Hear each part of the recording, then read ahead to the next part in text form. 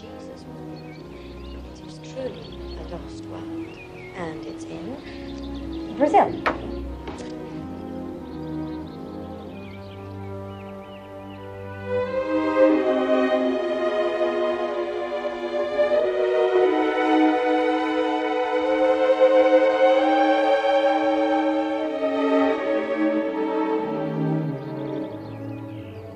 Your mama's homeland, and your country too.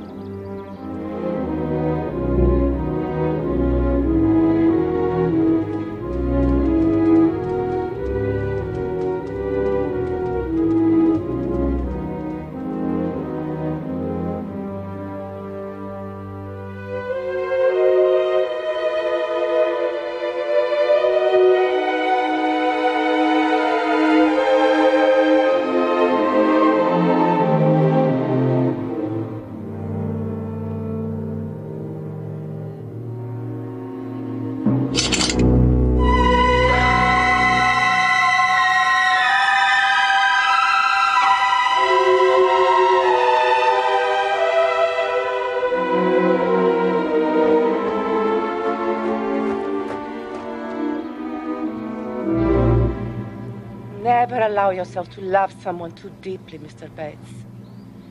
It will destroy you.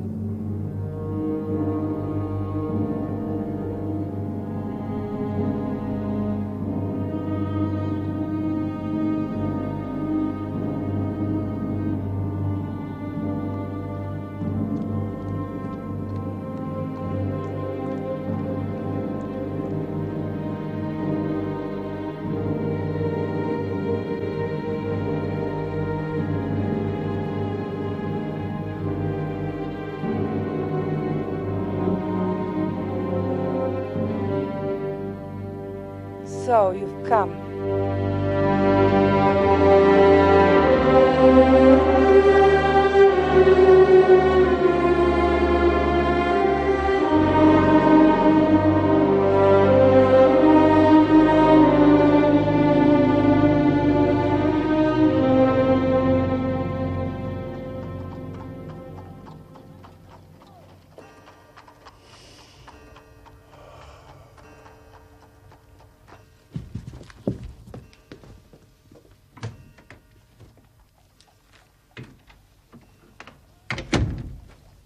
You have a case, Holmes.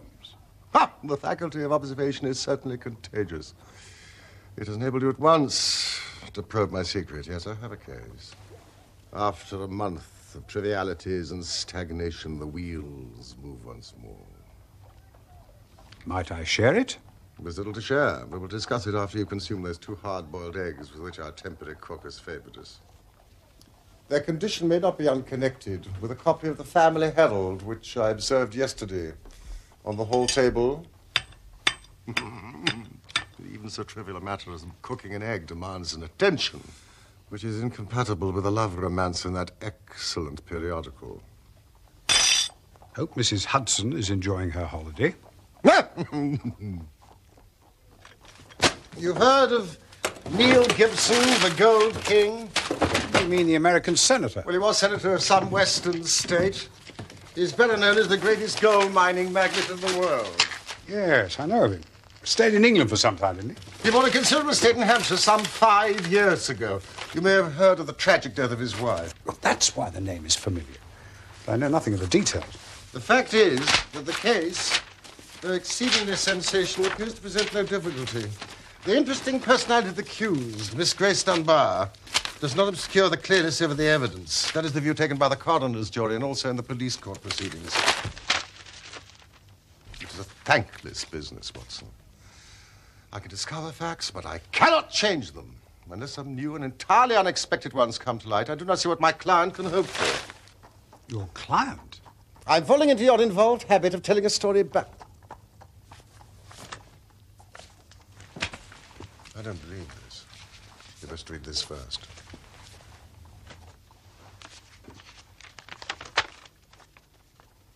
Dear Mr. Sherlock Holmes, I cannot see the best woman God ever made go to her death without doing all that is possible to save her. I can't explain things, I can't even try to explain them, but I know beyond all doubt that Miss Dunbar is innocent. You know the facts, who doesn't?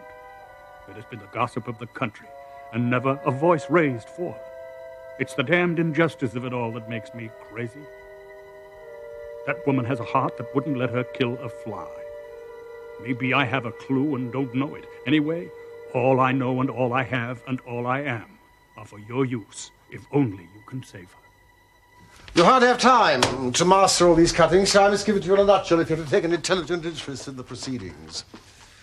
Mr. Gibson, as I understand, is a man who married a Brazilian wife, of whom I know nothing, save that she was past her prime, which was all the more unfortunate, as a very attractive governess superintended the education of 2 children. These are the 3 people concerned. The scene is the grand old manor house. As to the tragedy, it takes place across a bridge over a lake, half a mile from the house.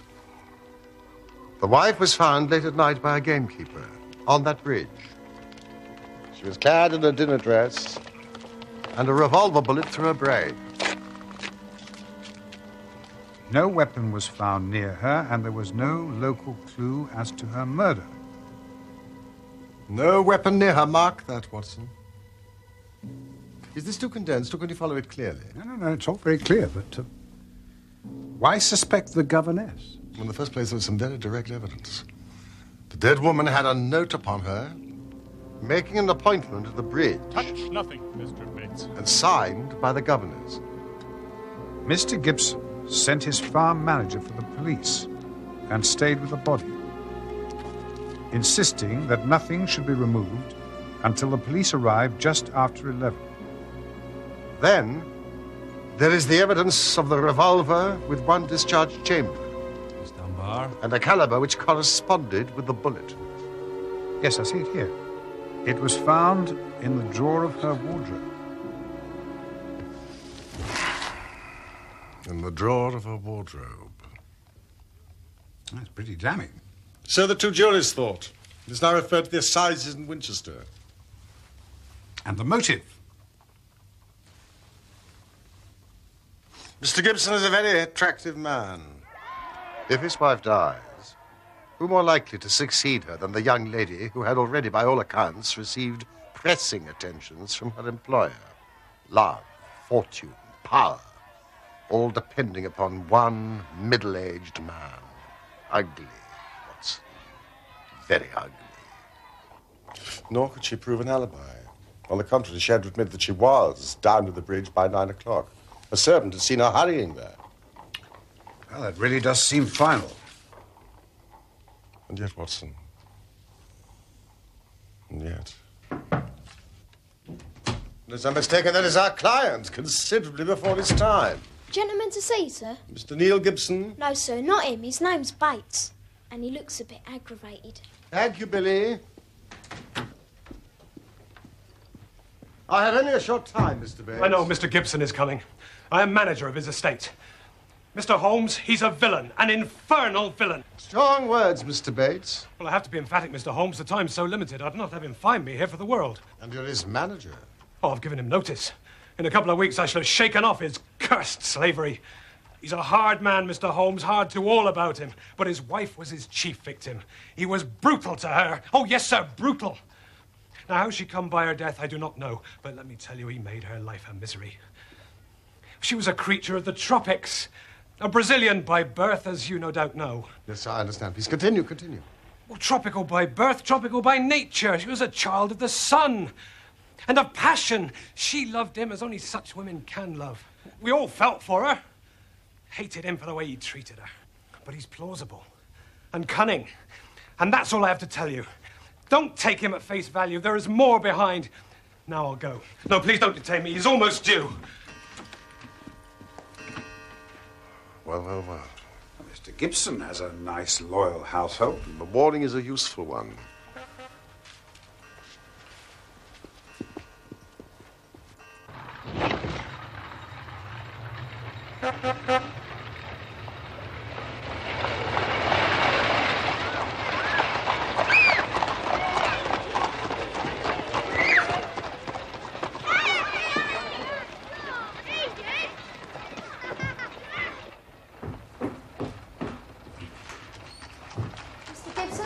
Upstairs, sir.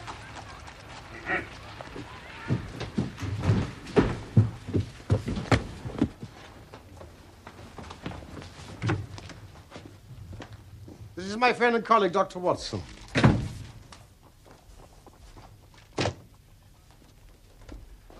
Now, let me say right here, Mr. Holmes, money is nothing to me in this business. You can burn it. If it's any use in lighting you to the truth, this woman is innocent. This woman has to be cleared. It's up to you to do it.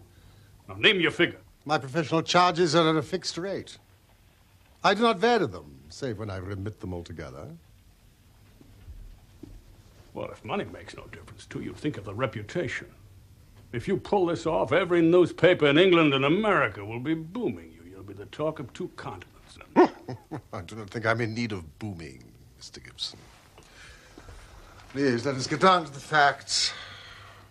Well, you'll find most of the main ones in the press reports. I don't think I can add much to them, but if there's anything you'd wish more light on, well, I'm here to give it. Well, there is just one point. What is it? What are your exact relations with Miss Dunbar? I suppose you are within your rights. Maybe doing your duty in asking such a question, Mr. Holmes. We would agree to suppose so. Then I can assure you that our relations were always and entirely those of an employer towards a young lady whom he never conversed with or even saw, save when she was in the company of his children.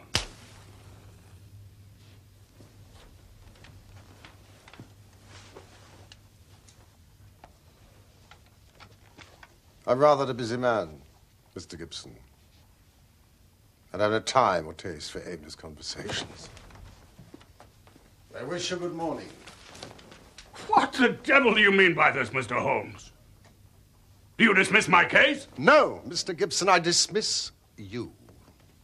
The case is quite sufficiently complicated without the added difficulty of false information. Meaning that I lied? I tried to express it as delicately as I could, but if you insist upon the word, I will not contradict you. Don't be noisy, Mr. Gibson. I find after breakfast any argument most unsettling. I suggest a little stroll in the open air, and some quiet thought will be greatly to your advantage.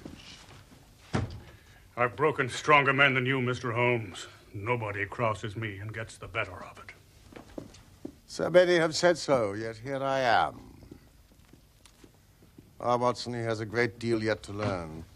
How on earth did you know about his relationship with the governess? Bluff, Watson. Bluff. I considered the passionate and unbusinesslike tone of his letter and contrasted it with his manner and appearance.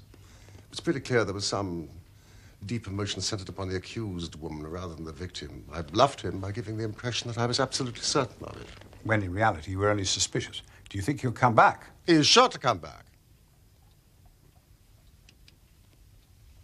He must come back.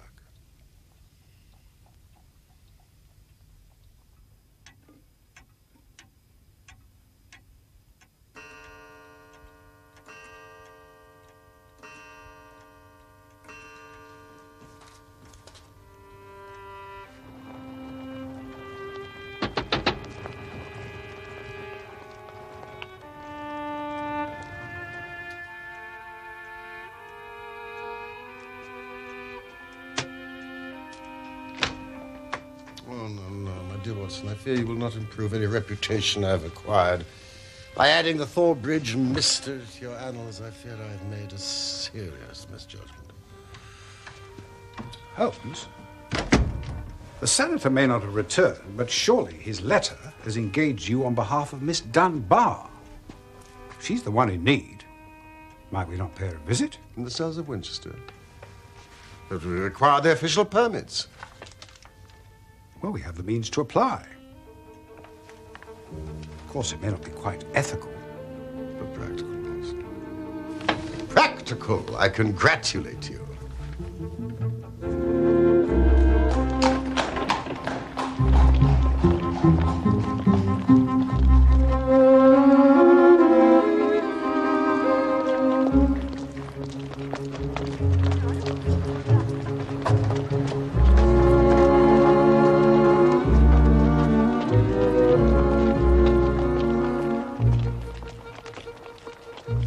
Solved our problem, Watson? Some officious little pipsqueak of a clerk queried both the letter and our Home Office permits. He demanded a personal authorization from Gibson himself. But you sorted it out. Only by the good fortune of meeting her lawyer, Mr. Cummings. He secured a brief audience with her. Mr. Joyce Cummings, a man with a rising reputation that is certainly in her favor.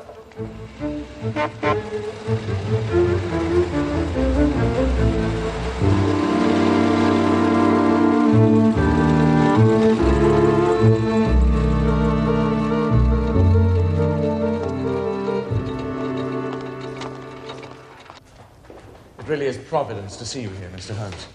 Her trial is in 2 days, and I really am at my wit's end to find any evidence to save her. She'll admit to writing a note and keeping the rendezvous with Mrs. Gibson. She has little choice, but beyond that, I've advised her to reserve her defense. Quite so.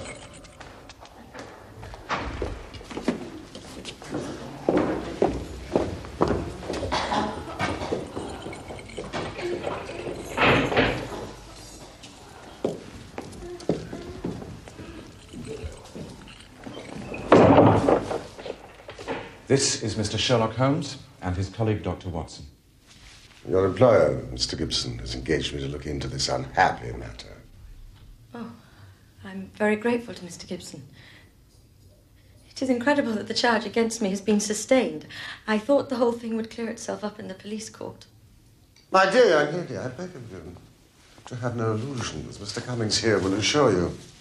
All the cards at present are against you. Mr. Gibson is convinced of your innocence, but it would be a cruel deception to pretend that you're not in very great danger. I will conceal nothing.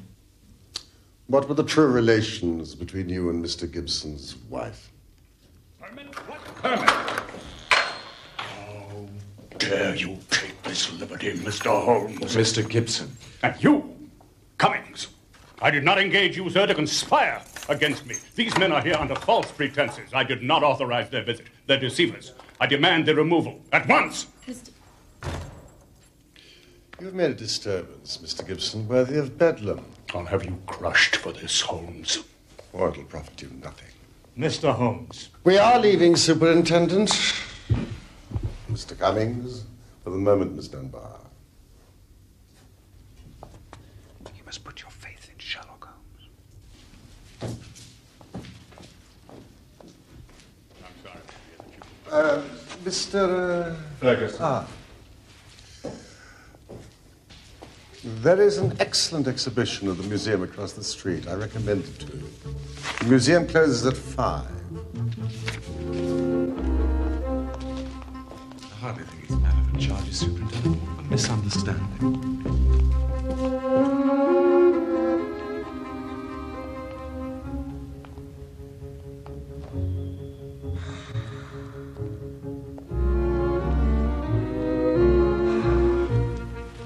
Copy of the lease of the Buckbolt Glass Workers dated 1578. These Huguenots, are they, any relations of yours? Possibly. Monsieur Henri de Portal and his paper-making of Leverstoke. They've had the manufacture of banknotes for over 100 years. It's good to know that there's money somewhere in your family.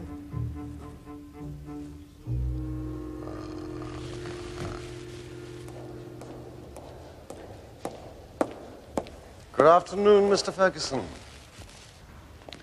Mr. Neil Gibson wishes to see you at Thor Place at 11 o'clock tomorrow morning. This evening will be more convenient. The morning, 11 o'clock, Mr. Holmes. Will the motor be sent for us? There is a train which will take you to Thor Village. Mr. Gibson is a busy man. He expects punctuality.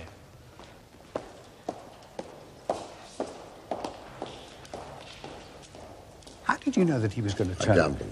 They put me in enough an impression upon Miss Dunbar to turn us back into favour. We are, after all, her only hope. Now, Watson, we must find a comfortable inn for the night so that we can arrive punctually at Thorpe Place at 9 o'clock in the morning. I thought he said 11. 9, Watson, to meet Sergeant Coventry of the local police. At all events, Mr. Holmes, I'd rather have you than Scotland Yard. If the Yard gets called into a case, and the local loses all credit for success, and may be blamed for failure. Now you play straight, so I've heard. I need not appear in the matter at all.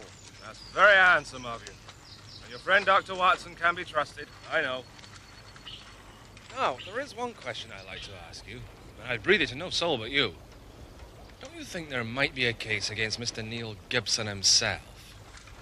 According to the servants, he retired to his study after dinner and had no company at all until the alarm at 11. Yes, I've been considering, Mr. Gibson. Well, these Americans are readier with their pistols than our folk are. There was this pistol, you know. One of a pair he had. One of a pair? Where is the other? Well, these gentlemen have all kinds of firearms of one sort or another. We never quite matched that particular pistol. The box was made for two. Now, this is where the body lay. I gathered from the press reports that the shot was fired at close quarters. Very close, sir. Near the right temple? Just behind it, sir. How did the body lie? On the back, sir. No trace of a struggle, no mark, no weapons. The short note from Miss Dunbar was clutched in her left hand. Clutched? Yes, sir. We could hardly open her fingers. That is of the greatest importance. It excludes the idea that anybody could have placed it there after death to furnish a false clue. But dear me. Now, the note, as I remember, was quite short. Yes, we'll be at Thor Bridge, 9 o'clock. G. Dunbar, wasn't that it? So it was, sir. The point of the note is obscured, is it not? Well, sir, it seemed, if I may be bold as to say, sir, the only really clear point in the whole case. Assuming the note is genuine, she certainly received it some time before, say an hour or two. Why was she then clasping it in her left hand? She had no need to refer to it in the interview. Does not that seem remarkable? Well, sir, as you put it, perhaps it does. That is curious. Oh, yes, sir, we noticed that. I expect it to be done by some passerby. Yeah, it took some violence to do that. It was a hard knock. Not from above, but below. You see, it's on the lower edge of the parapet, Watson. Yes. And in a direct line with the position of the body. It's probably no matter. No footprints, you say? The ground was iron hard, sir. There were no marks at all. Then we had nothing more to learn here.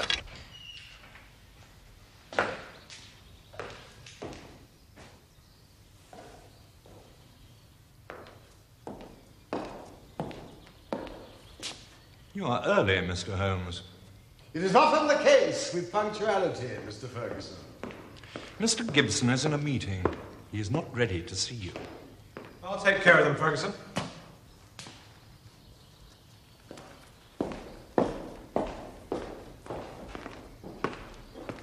I'm very glad to see you, gentlemen. As we are a little early, perhaps we could see the gun room.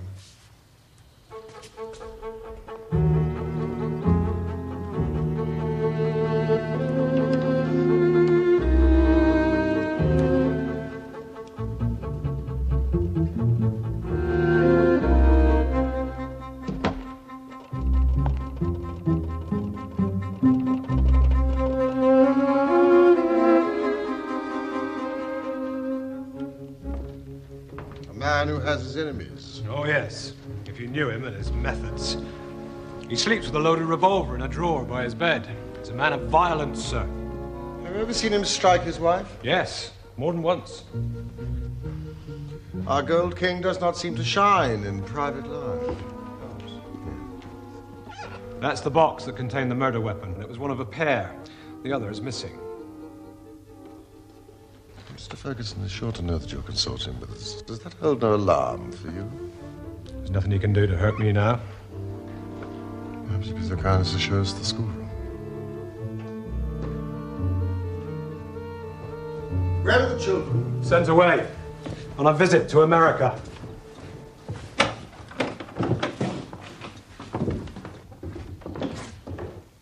All right. Their Brazilian heritage from their mother's side. Miss Dunbar seemed to be a remarkable teacher. The children doted on her. See, Watson. The Recaro Franco Hills. See those unscalable cliffs, which time and the foot of man had never touched, where monsters from the dawn of history might still roam. That's Martins, the Indian hunter. You know about him. His victims, women and children. Pitiful. Would you say that Maria Ggibson was jealous of Miss Dunbar and her influence over the children? There was no love lost between them. But that was because she could see her husband was under the lady's spell, too. Get out of here, Bates!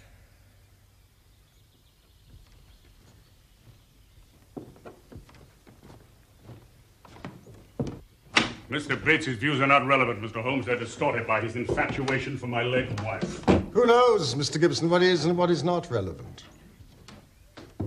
You're like a surgeon who wants every symptom before he can give a diagnosis. It is only a patient who has reason in deceiving his surgeon who conceals the facts. I can assure you that the relations between Miss Dunbar and myself do not touch this case. Surely that is for me to decide. Most men have a little private reserve in some corner of their souls where they don't welcome intruders. You burst suddenly into mine. What is it you want? The truth.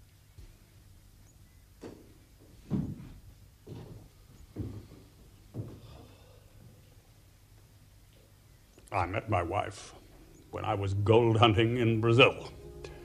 She was the daughter of a government official in Manaus.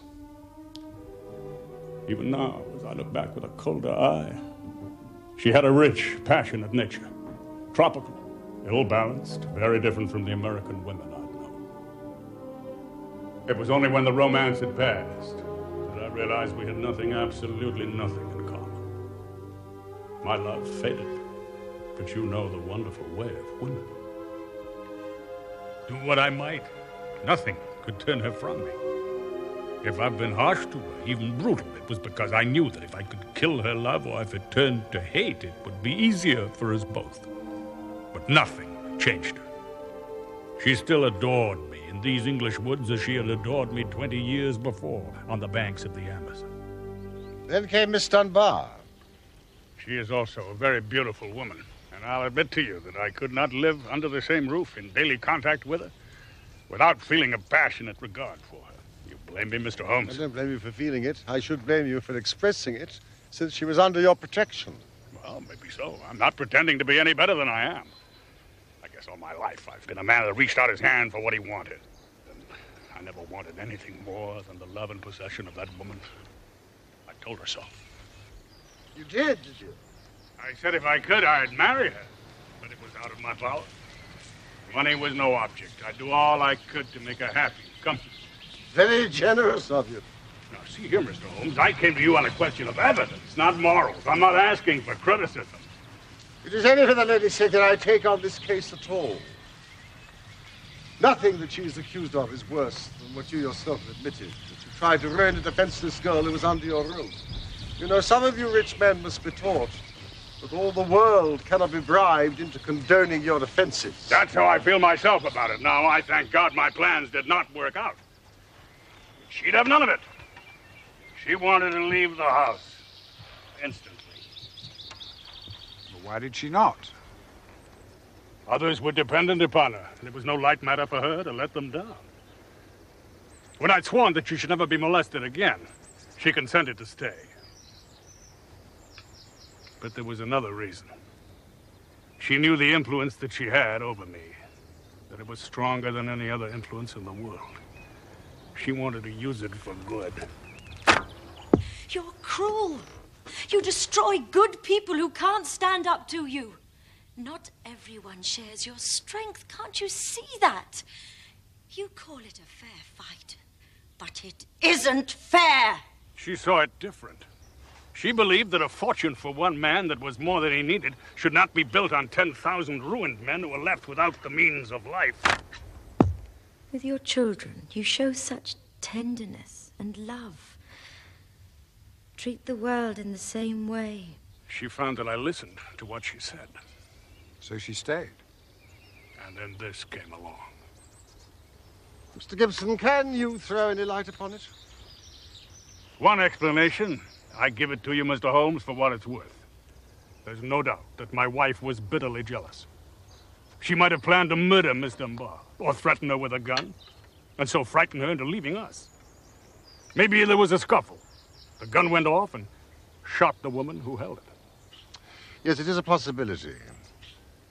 It is the only alternative to deliberate murder. But she utterly denies it. What is against such a supposition? Miss Dunbar herself. We have just 1 day left before the trial. You must grant me permission to visit her once more. If ever in your life you showed your powers, Holmes, put them into this case. Now. But I cannot promise you that my conclusions will be such as you desire. Come, Watson.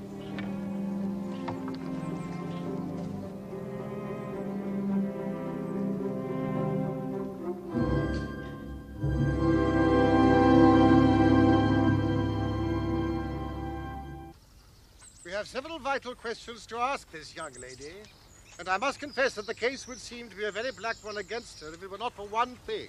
What is that? The finding of the pistol in her wardrobe. Well, that seems to be the most damning incident of all. Not so, Watson. It is my only firm ground for hope. We must look for consistency. Where there is a want of it, we must suspect deception. Come on, Holmes. Dunbar's depending on us. Watson, visualize yourself in the character of Miss Dunbar. When a cold, premeditated fashion is about to get rid of her rival, what would be your actions and your thinking? Well, I've written a note. The victim has come. I've taken the weapon from the gun room. The crime is done. Workmanlike and complete. And now, the weapon. Of course. Precisely, Watson. Those depths would hide it forever. Your best friend would hardly call you a schemer, yet I cannot picture you carrying it home and putting it in your wardrobe, the very first place that would be searched. This revolver, for example, she disclaims all knowledge of it. You're saying that it was placed in her wardrobe, but by who? By someone who wished to incriminate her. Ah, Cummings.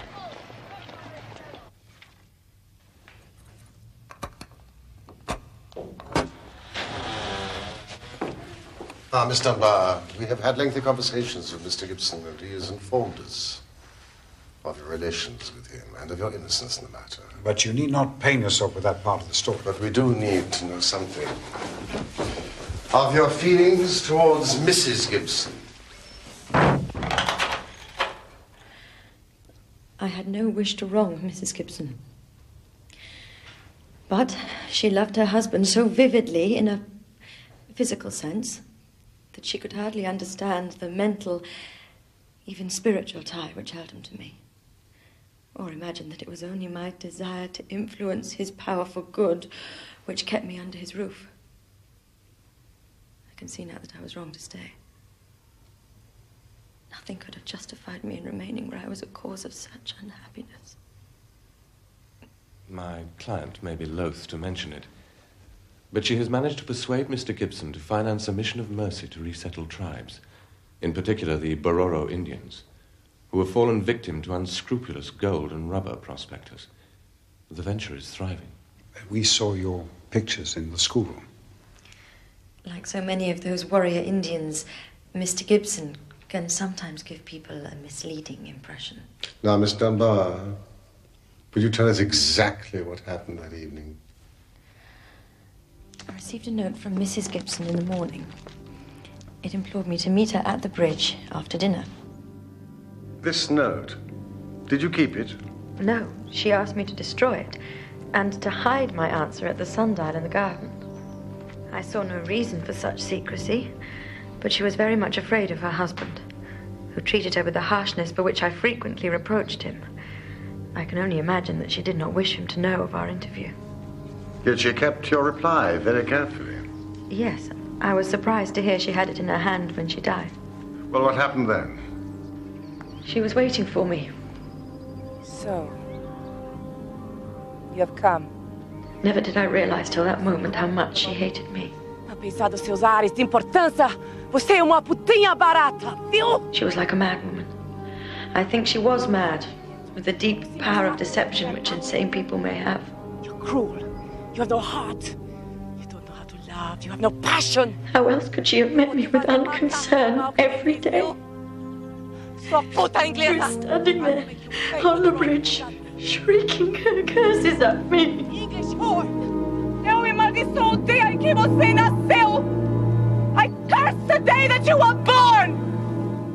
And yet, presuming that you met her death shortly after you left, you heard no shot.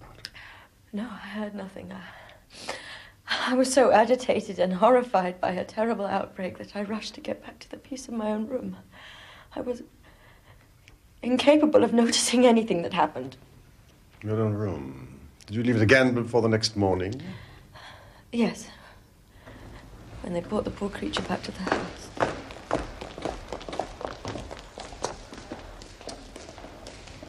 Did Mr. Gibson seem to you much perturbed? He is a very strong, self-contained man. I do not think he would ever show his emotions on the surface.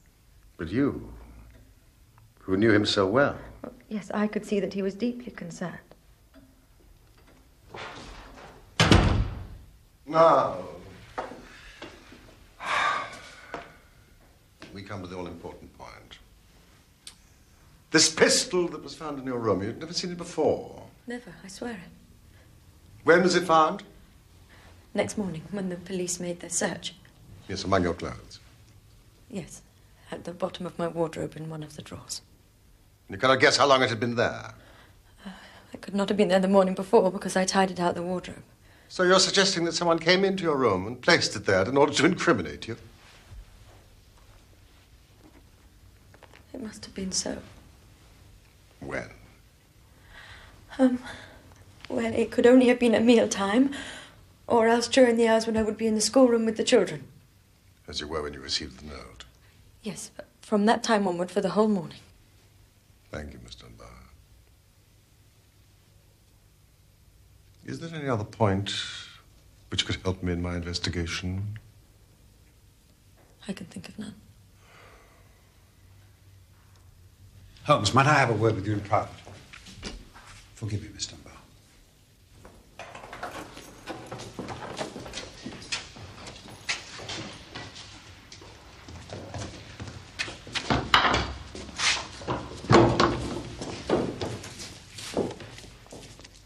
Holmes, I'd like to put to you my case for believing that Mr. Gibson is the murderer of his wife.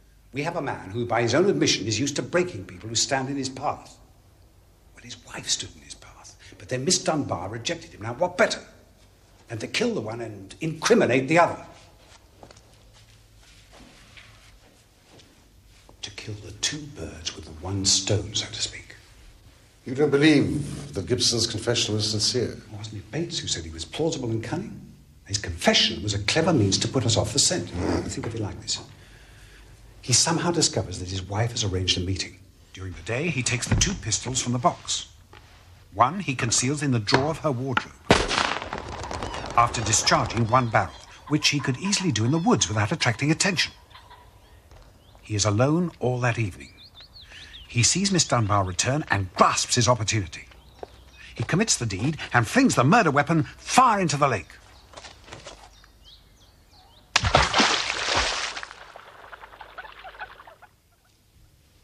Holmes? Holmes! Watson, I've been sluggish in mind and wanting in that mixture of imagination and reality which is the basis of my art. You have put me entirely to shame. You will be hearing from him, Mr. Cummings. With the help of the God of Justice and my colleague Dr. Watson, I will give you a case that will make England ring. Miss Dunbar, you have my assurance that the clouds are lifting and that the light of truth is breaking through. Come, Watson, come. We need our good friend Sergeant Coventry, a ball of stout twine, and a grappling hook. Grappling hook?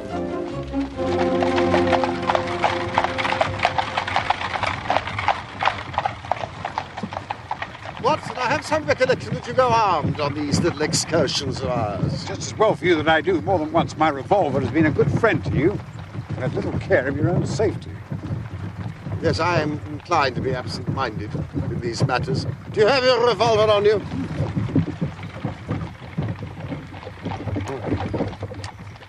It's heavy. Remarkably heavy. Solid bit of work. You know, I believe this is going to have a very intimate connection with the mystery that we're investigating. Would you mind unloading it?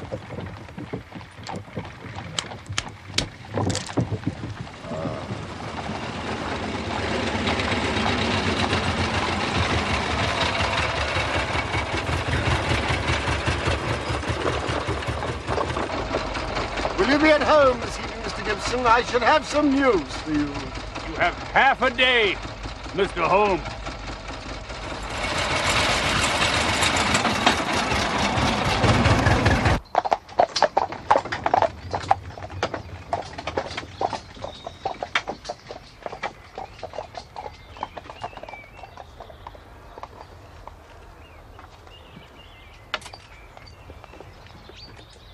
You have seen me miss my mark before, Watson. I have an instinct for such things, but it has sometimes played me false. We can but try. Will you both stand exactly where the body lay?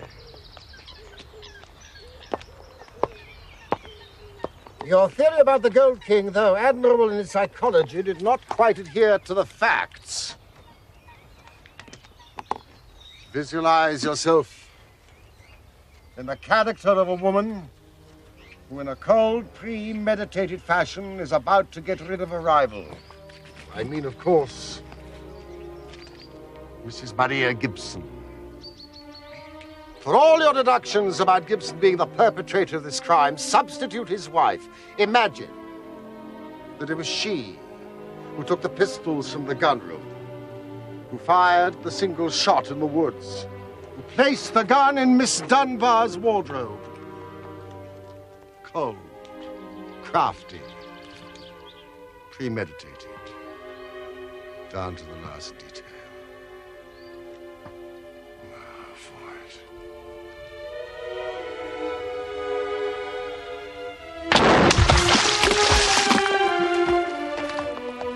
it. Was that ever a more exact demonstration? My revolver, Holmes.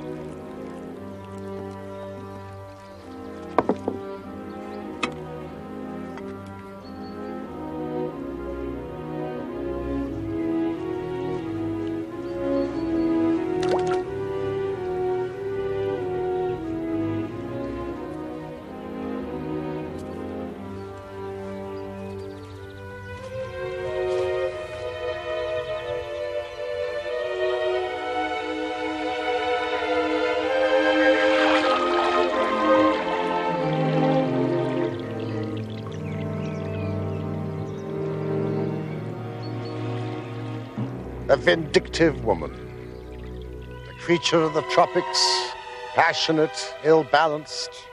Disguising her own crime and fastening a charge of murder upon an innocent victim.